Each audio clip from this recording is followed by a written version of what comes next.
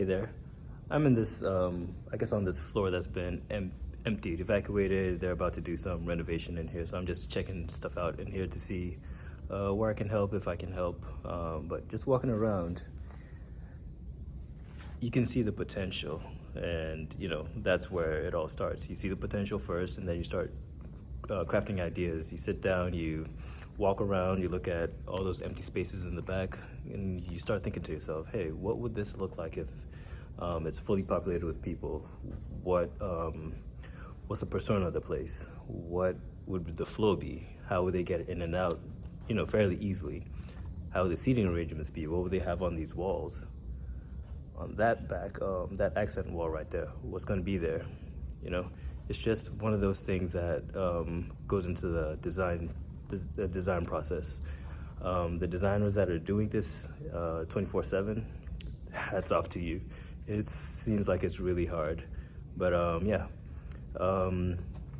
in doing all that, one thing that I've realized is, one, skill level is of the utmost importance.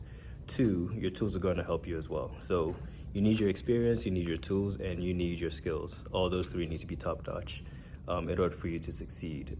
If not, you're going to find yourself lacking, and instead of doing it by, not necessarily by yourself, but instead of having that knowledge seated within you and teaching other folks, you're going to have to rely on a bunch of experts that are going to charge you an arm and a leg, which is also good because people have to eat. So just keep that in mind whenever you're walking into an empty space, and you're just looking around for the potential in the space. It goes a long way. Feeds your brain. It also keeps your creative edge going. So keep that creative edge going. All right, catch you later. Hey everyone. So I'm just here. I'm just relaxing a little bit. But what I said earlier, if you agree and you don't have any noisy kids at home, leave me a comment. Tell me what you think.